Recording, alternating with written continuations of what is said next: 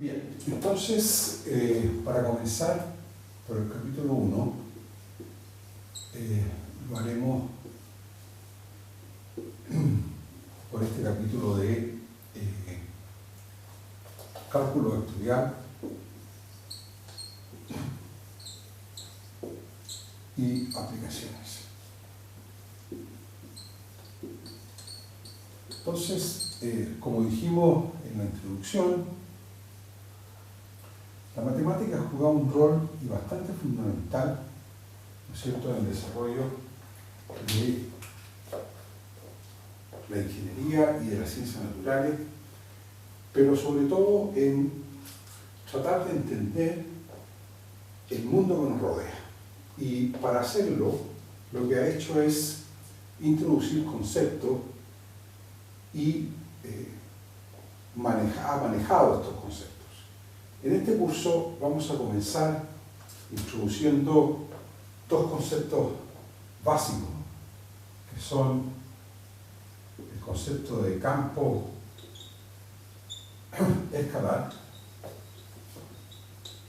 y el concepto de campo vectorial, que son los dos puntos de partida con los cuales vamos a iniciar el curso y en particular este capítulo de cálculo vectorial. Entonces, para introducir estos dos conceptos, vamos primero a considerar una región, sea omega, su conjunto. Bueno, ustedes saben que el mundo físico tiene tres dimensiones, estamos todos acostumbrados a ella, de modo que en este curso normalmente vamos a estar en R3. Pero bueno, en algunos casos, por razones de simetría y de simplicidad, podremos reducir las cosas desde R3 a R2 e incluso llegar a R1, o sea, a R, ¿no es cierto? Por ejemplo, si uno estuviese estudiando una cuerda, es muy posible de que nos baste con modelos unidimensionales, ¿no es cierto? Regiones como este omega, unidimensionales. Si uno está estudiando un tambor, es posible que baste con estudiar cosas bidimensionales planas, ¿no es cierto? Pero en el caso general vamos a estar en R3, entonces sea omega subconjunto R3, una región del espacio,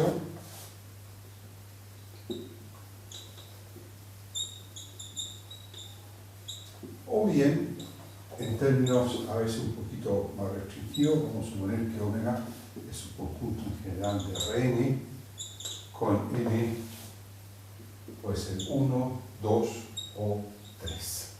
¿De acuerdo? Ahora, la palabra región o subconjunto, si ustedes quieren, de R3, aquí vamos a desde ya hacer una de las hipótesis básicas de todo el modelamiento que utiliza la matemática para entender el mundo que nos rodea.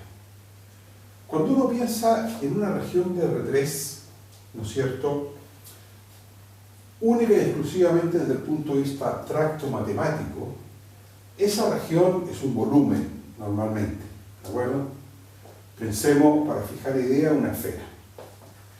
Y ahí dentro de esa esfera, ¿no es cierto?, hay puntos, son un continuo de puntos, infinidad de puntos dentro de esa región. Ahora, en este curso, estas regiones van a estar interactuando en todo momento con la realidad y con la ingeniería y con las ciencias naturales. O sea, esta región va a representar algo físico bien concreto. O sea, esta región va a estar ocupada, por decir algo, por un fluido, va a ser un sólido, o en el peor de los casos va a ser simplemente materia, ¿de acuerdo? Pero va a ser un medio. Esto no va a ser un ente abstracto, sino que va a ser algo bien concreto. Pensemos, por ejemplo, que este omega está ocupado por un fluido. Entonces tenemos una esfera y dentro un fluido que estamos estudiando su movimiento. Ahora, ese fluido está integrado de átomos de partículas, ¿no es cierto? Pero es un número finito de partículas. matemáticos. No hay un continuo, un número infinito de puntos.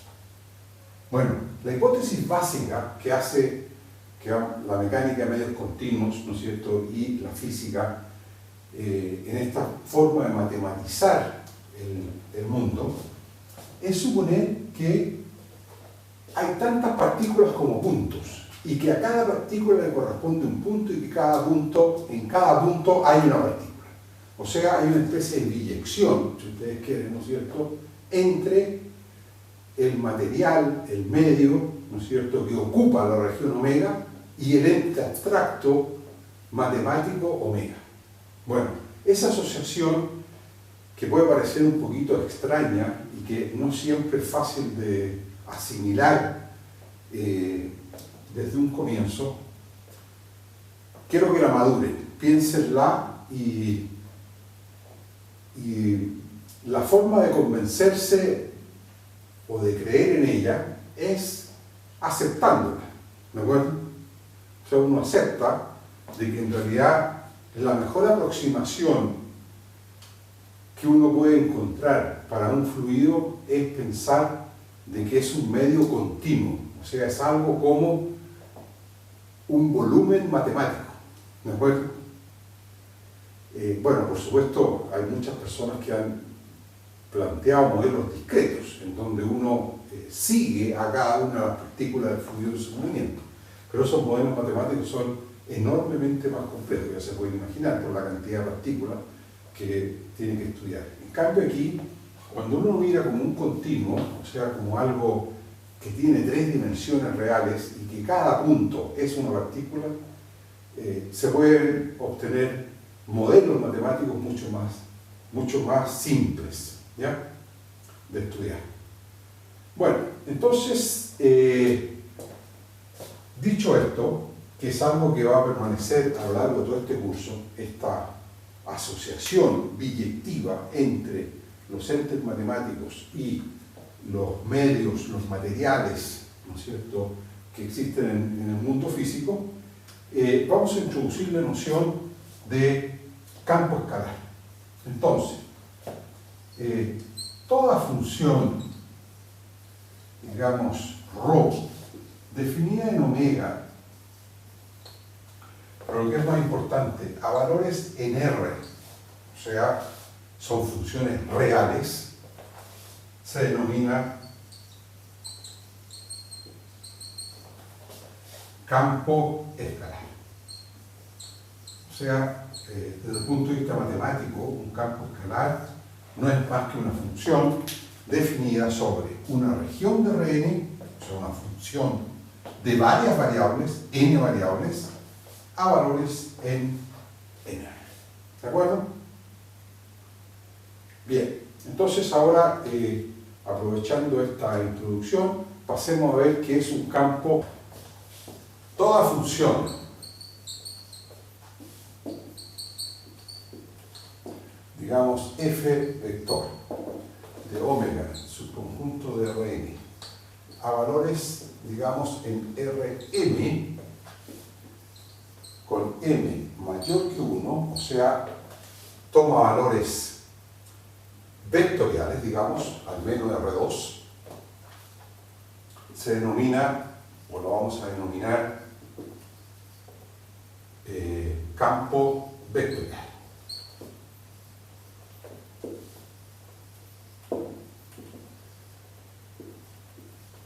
¿Ok? Entonces, si la función va a dar a R, o sea, es una función real, entonces se llama campo escalar. Si la función va a dar a un espacio al menos R2 o R3, entonces lo vamos a llamar campo vectorial. Bueno, ejemplos. Entonces,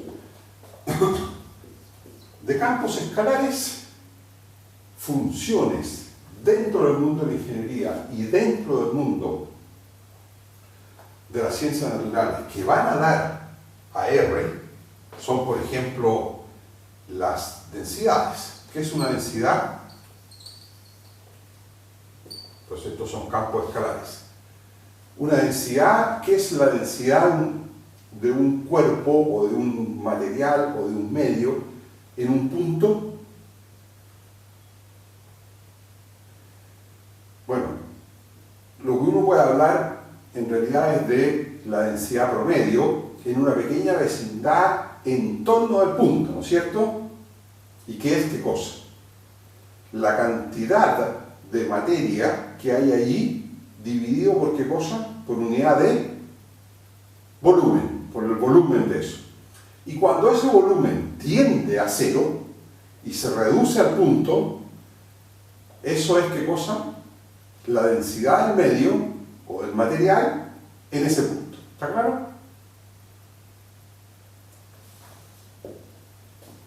Una densidad, o puede ser una concentración, por ejemplo, que es muy típico en química, ¿no es cierto?, que es la cantidad de un soluto dentro del solvente, ¿ya? Puede ser una presión, que es algo bien sabido, que es una fuerza, que puede ser de compresión o de extensión, ¿ya? Puede ser, pero también podría ser un precio en economía, podría ser una demanda, ¿de acuerdo? Todos esos son números reales o funciones reales que dependen eventualmente de varias variables, ¿de acuerdo? Precio, una demanda, puede ser una oferta, pero puede ser, por ejemplo, una temperatura, ¿de acuerdo? ¿Qué es una temperatura en un punto de un medio? O pensemos una temperatura dentro de un pequeño volumen. ¿Qué es lo que mide la temperatura? ¿La partícula? Exactamente, la agitación de las partículas, ¿de acuerdo? Podría ser una energía, ¿ya? Bueno, etcétera, etcétera.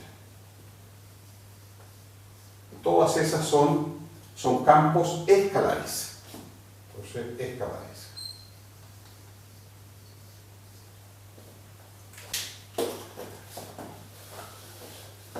Ahora vemos ejemplos de campos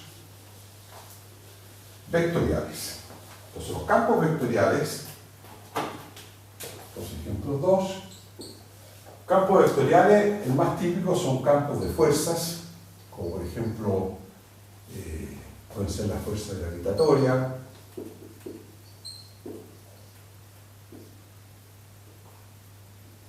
puede ser una fuerza eléctrica, puede ser un campo magnético. Entonces, campo de fuerzas, ¿ya?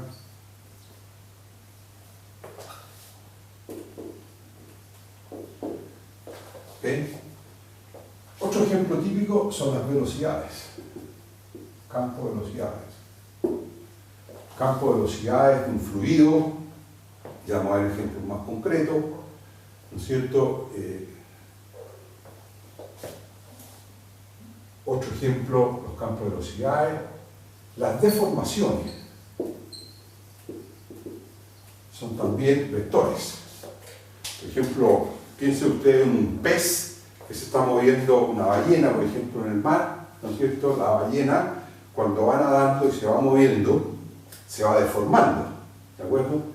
Y esas deformaciones, una forma de matematizar esa deformación es a través de campos vectoriales, ¿ya? Bueno, etc. ¿Ya?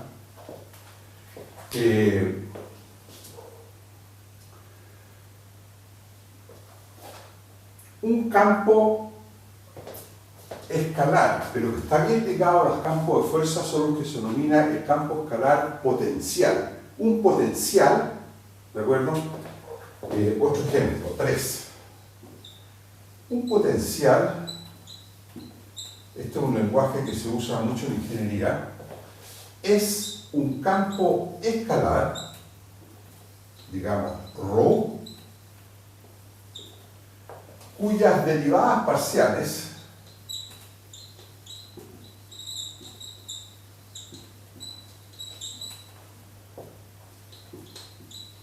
son un campo vectorial.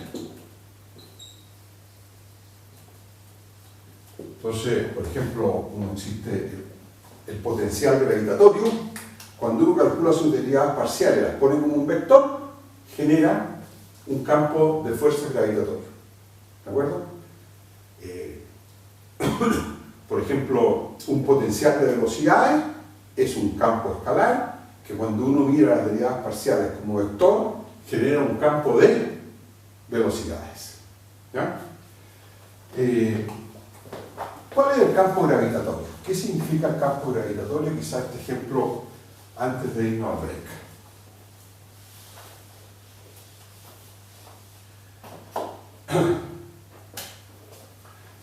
¿Qué significa un campo de fuerzas gravitatorias? Esto es algo que descubrió Newton, ¿de acuerdo? Que dijo lo siguiente: mire, si ustedes tienen una masa m, pensemos que estamos en todo el espacio. Entonces esta masa m, ¿no es cierto?, la podemos colocar en el origen, y lo que dijo Newton, y de esto se dio cuenta Newton, es que esta masa n, bueno, lo primero vamos a hacer esta hipótesis. ¿Se acuerdan ustedes de que las partículas asimilamos a puntos? ¿Ya? Entonces, como esto es tan grande, pensar que la masa m es un punto no es un disparate demasiado grande, ¿de acuerdo? Entonces, esto vamos a pensar que es un solo punto, y este punto, lo que descubrió Newton, que si es una masa m, entonces genera en todo el espacio un campo de fuerzas. ¿Qué significa generar un campo de fuerza? Significa que ustedes en cualquier parte del espacio colocan otra masa, digamos m minúscula, y para fijar y normalizar cosas, pensemos que es de valor 1, puede ser un kilo, un gramo. Entonces esta masa m que está aquí siente cosas inducidas por esta masa m mayúscula, y esa cosa que siente es una fuerza de atracción. Entonces esa es lo que se llama la fuerza, una fuerza de atracción que tiene esta dirección, se siente atraída por esta otra, ¿de acuerdo? Y esa fuerza es lo que se llama la fuerza gravitatoria. Y Newton incluso cuantificó esta fuerza, descubriendo, digamos, que era proporcional al producto de las dos masas, o sea, en este caso proporcional a esta masa, e inversamente proporcional al cuadrado de la distancia que la separa. ¿De acuerdo? Y tiene esta dirección, o sea, es una fuerza de atracción, es lo que se denomina una fuerza central, porque ya vamos a ver que depende solo de esta distancia. Bueno, entonces, para ir al break, vamos a dejar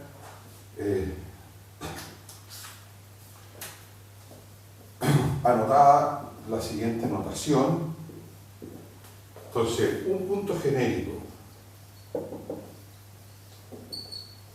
de R3 de coordenadas, digamos, X, Y, Z, lo denotaremos en general por la letra R vector. ¿De acuerdo? Entonces, R vector es X, Y, Z, y que gráficamente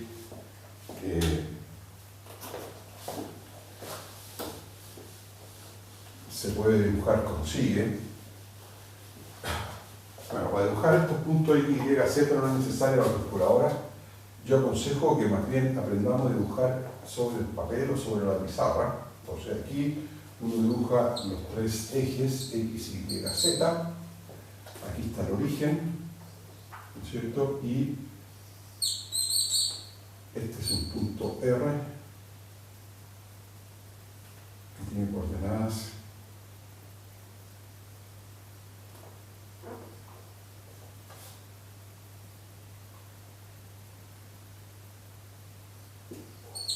X, Y y Z. ¿De acuerdo? Entonces ese es R, el vector, ese es el punto X, Y, Z, que es lo mismo, y esas son sus componentes. ¿De acuerdo? Y esto es todo R3. Bueno, pasemos al break. Descansemos unos 5 minutos. Voy a cortar esto. Bien, entonces vamos a asociar algunos otros conceptos con los campos escalares y los campos vectoriales. Y el primer concepto que vamos a asociar es el de curva de nivel y de grafo. Entonces, definición, se agarró un campo escalar y alfa un número real. Entonces, el conjunto de nivel alfa de ρ es este conjunto. C sub alfa, que va a ser el conjunto de todos los puntos de omega, tales que allí ρ vale alfa. ¿De acuerdo? Entonces, bueno, si estamos en dimensión 3, normalmente esto es una superficie. O sea, se denomina superficie de nivel. Si uno está en dimensión 2, normalmente esto es simplemente una curva, o sea, una línea curva, ¿ya? Pero también podría ser vacío. Entonces, C sub alfa, por supuesto, puede ser vacío. ¿Ya? ¿Profe? Sí, dígame. Ese conjunto también puede ser un solo punto, ¿cierto? Claro, puede ser un solo punto, puede ser todo omega, por ejemplo. Si la función ρ es constante igual a alfa, ¿no es cierto? Este conjunto sería todo omega, ¿ya? Ahora, cuando la función ρ es bien variable, y una cosa rara, es una temperatura, una presión o cosas de ese tipo, estos conjuntos tienen... ¿Alfa quiere ser un conjunto o un real? No alcanzó bien qué decir. Ah, esto es un conjunto, esto es un subconjunto de alfa de omega. ¿Ah? Alfa es un número real. ¿Ah? Sí. ¿Ese no es del subconjunto? ¿Cómo? ¿Ese no es el signo del subconjunto? ¿Cuál? ¿Este? Sí. No, ese es un número alfa, es la letra alfa. Ahora, ya, gracias. ¿Ya? No, lo que está al lado del alfa, ¿es un pertenece o es un subconjunto, profe? ¿Aquí? No, arriba. ¿Dónde es? Alfa pertenece a R. Sí, pertenece, profe. sí, el número no, la letra no es muy buena mía, perdona. Esto pertenece a R. ¿Ya? Y alfa R. Entonces, el conjunto de nivel alfa rho se llama eso. Ahora, este conjunto en física y en ingeniería, dependiendo de quién sea ρ, recibe nombres bien especializados porque es tan útil. Por ejemplo, si ρ es la temperatura, estos conjuntos lo que se llaman las isotermas, o sea, son los puntos del espacio o de omega donde la temperatura vale alfa, constante, igual a alfa. Eso es una isoterma. O si ρ es una presión, son los puntos donde la presión vale alfa, constante igual a alfa. Y eso es lo que se denomina una isóbara. ¿De acuerdo? Bien. El grafo de ρ se define por, entonces, grafo de ρ son pares,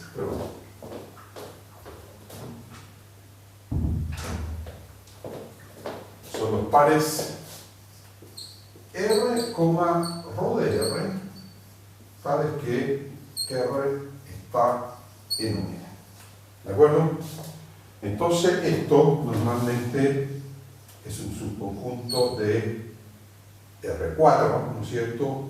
O, en general, si la función ρ está definida en Rn, subconjunto de Rn más 1, porque aquí hay n componentes y aquí estaría la n más 1.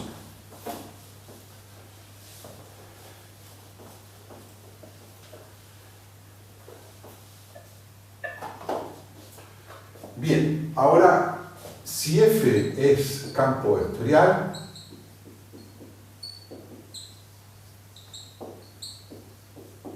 entonces el grafo de F ya es una cosa difícil de dibujar porque serían los pares R, F de R, ¿no es cierto?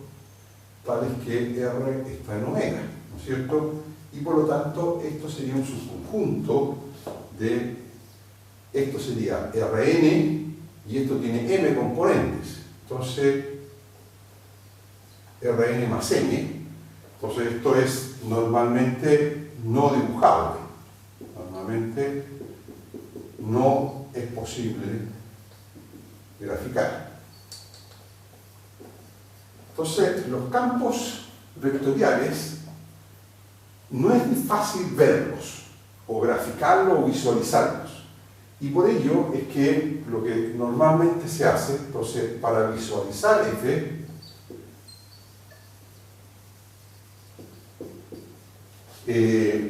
lo haremos de una manera un poco distinta. Lo haremos de otra forma.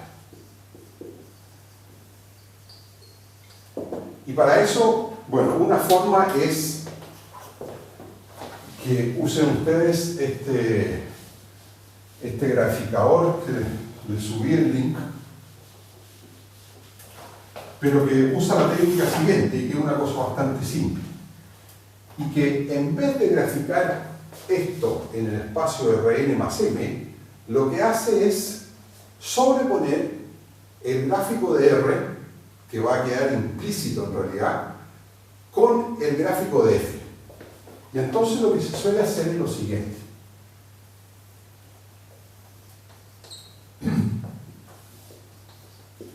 Entonces tenemos X, Y y Z, y entonces aquí tenemos muchos puntos R, que no los voy a graficar con el vector, ¿no es cierto?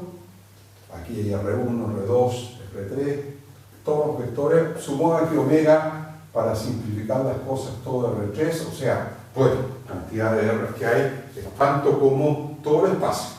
Y entonces, a cada punto R, digamos uno cualquiera ahí, en vez de uno asociarle el vector R, uno dibuja aquí F de R. Entonces, pero con origen en el punto R y no el origen acá. ¿Me explico? Entonces, este punto de aquí lo vamos a mirar como una partícula. Y en esa partícula dibujamos F de R. Y entonces en cada partícula habría un F distinto, ¿no es cierto? Que sería algo así como eso. Entonces, para acá, y esa es la forma de dibujar el campo F, que consiste en sobreponer R con F de R. Bueno,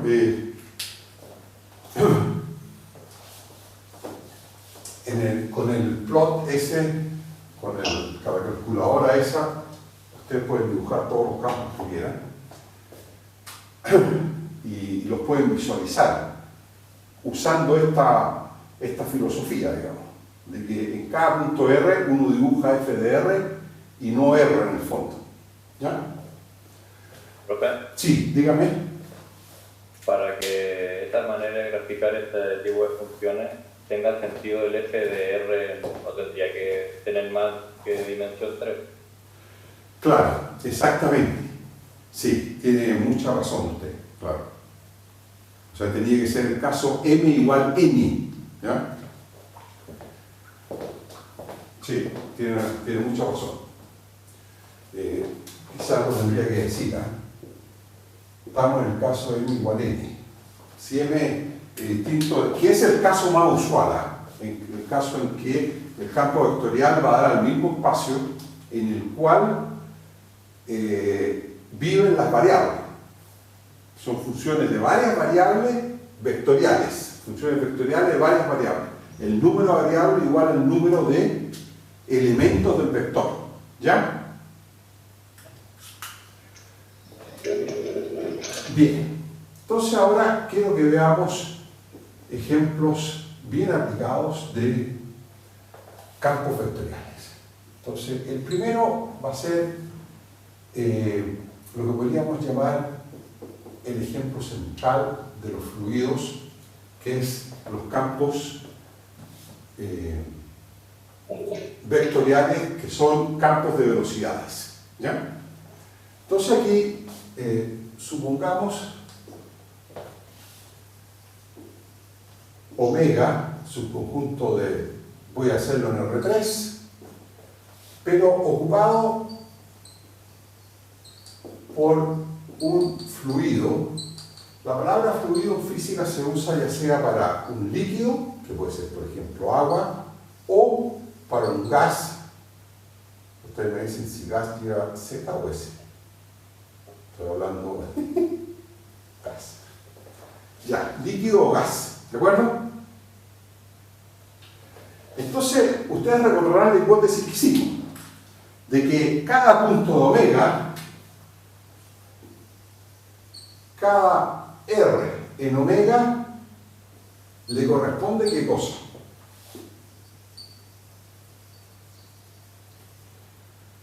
Una única, ¿qué cosa?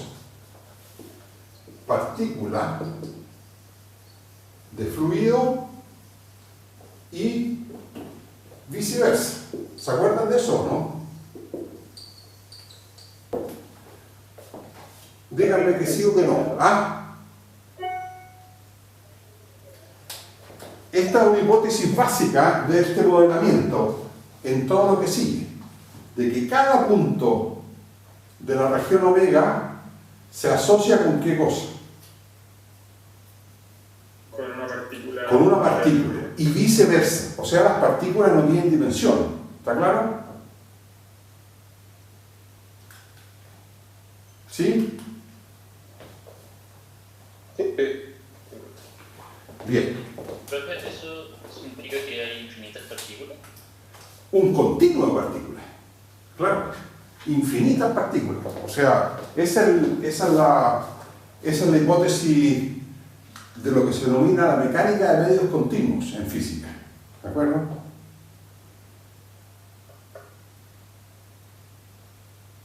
Bueno, hay que aceptarla por ahora. Después ya uno podrá estudiar modelos discretos de fluidos. Pero estos son los modelos continuos, en que uno asume esto. ¿Ya? Entonces, a cada punto de omega asociamos el vector velocidad de la partícula. O sea, aquí supongamos que el tiempo t está detenido, t igual a t sub 0, por decir algo. Entonces, el vector velocidad de la partícula en R, ¿no es cierto? Digamos, ese vector velocidad B, que tiene componentes B1, que depende de R, B2, que depende de R, y B3, que depende de R. ¿Ok?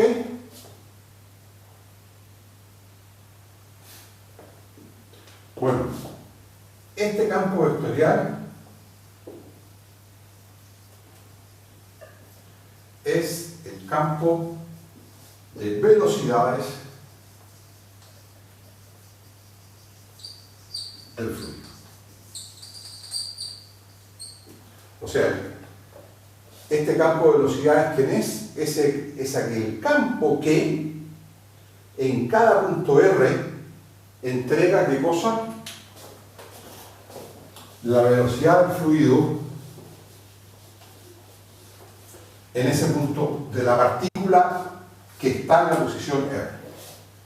Por ejemplo, supongamos que la región omega fuese una cañería o un tubo, ¿no es cierto? Algo como esto, ¿ya? Y que por aquí va escurriendo, fluyendo agua, ¿de acuerdo? Entonces, en cada punto R, yo voy a colocar los R solo que están sobre esta línea o sobre esta sección, podría dibujar la velocidad. Entonces la velocidad, si el escurrimiento es lo que se denomina en física una cosa laminar, o sea, bastante poco turbulenta o bastante tranquila, digámoslo así, esa sería la velocidad, es lo que se denomina un perfil parabólico de velocidades. ¿Se fijan? Entonces ahí, usando esa técnica de decir, mire, en cada punto R, en vez de dibujar R y dibujar el campo a partir del origen, no, a partir del punto R, dibujo ¿qué cosa? El campo. Y ahí uno tiene una idea de cómo está fluyendo el fluido. ¿Está claro o no? Sí. A ver, quizás habría que hacer un segundo ejemplo. Segundo ejemplo. Sea de un disco que gira a velocidad angular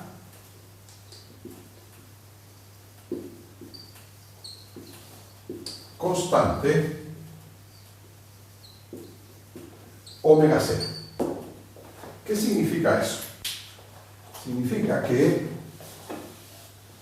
bueno, sin perder finalidad, vamos a suponer que este disco está centrado en el origen, ¿de acuerdo? Y que en el origen está girando, ¿no es cierto? Está incrustado o está amarrado al origen, ¿no es cierto?, de esa forma. Y tenemos, este es el disco D, ¿no es cierto?, aquí está el origen. Y este disco, no sé si ustedes conocieron los discos de vinilo, pero esa cuestión desapareció hace no sé cuántos años, pero a lo mejor sus padres o abuelos los conocieron. Eran unos discos que uno colocaba en el tocadisco, ¿de acuerdo? Tenía una perforación aquí en medio, ¿ya? Y esto empezaba a girar y había una aguja que iba leyendo lo que estaba grabado en el disco, ¿ya? Y uno escuchaba música. Pero ahora, en este ejemplo, vamos a pensar que, bueno, tenemos este disco que está girando en torno a ese origen, ¿de acuerdo? Entonces, la pregunta es, dado un punto R cualquiera, digamos ese, entonces ese es R, como estamos en dimensión 2, esto tiene componentes x y nomás, ¿ya? Entonces, la pregunta que hacemos es, ¿qué velocidad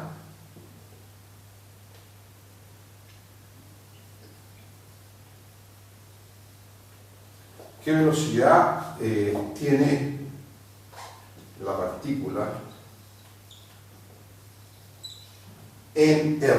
¿De acuerdo? R de componentes x, y. ¿Ya?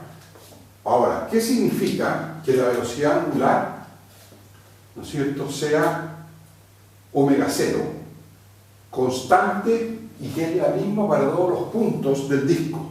¿De acuerdo?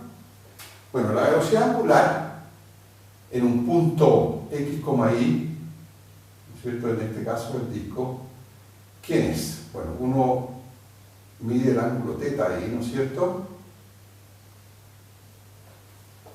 Entonces la velocidad angular es ¿qué cosa? Es la derivada de θ con respecto de t, ¿ya? Entonces esto lo estamos haciendo en t igual a t sub 0, ¿ya? Y esta derivada la evaluamos en t igual a t sub 0. Entonces, en el punto t igual a t sub 0, la derivada de este ángulo θ con respecto al tiempo t es fijo e igual a t sub 0. Entonces eso significa que este ángulo, o sea que este disco está girando a velocidad angular constante igual a t sub 0. Y la pregunta es, si eso es así, o sea, si esto está girando a velocidad angular y todo compactamente constante igual a omega 0, la pregunta es, ¿cuánto vale la velocidad de cada una de las partículas de este disco? ¿Está claro? Sí, perfecto. Bueno, les doy la respuesta y la respondemos el jueves. La respuesta es que la velocidad en el punto xy es omega 0 por el vector menos i, x. ¿Ya? O sea, dicho de otra manera, por ejemplo, si tomáramos esta recta y la velocidad de los puntos en esa recta sería algo así. Va disminuyendo hacia adentro hasta llegar a 0, ¿ya? Y la disminución es lineal porque esta velocidad angular es constante. Pero bueno, eso es un calculito matemático que tenemos que hacer y que lo podemos hacer el jueves, ¿ya? Y ahora, desgraciadamente, se nos acabó el tiempo. Pero, bueno, lo importante es que ya empezamos. Dimos el punto de inicio.